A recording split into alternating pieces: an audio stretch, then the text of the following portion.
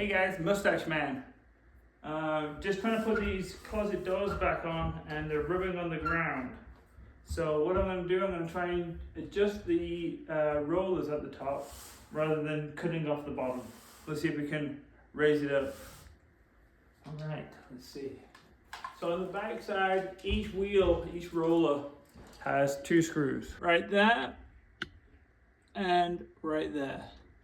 So they have some adjustments that we can make with the Phillips head screwdriver. So I'm going to go back there and adjust and see if I can't bring it up off the ground.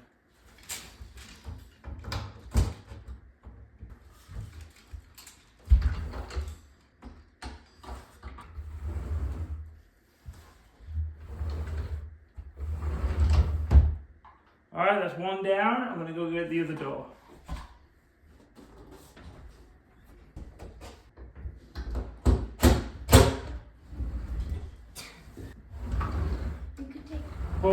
Both doors are working.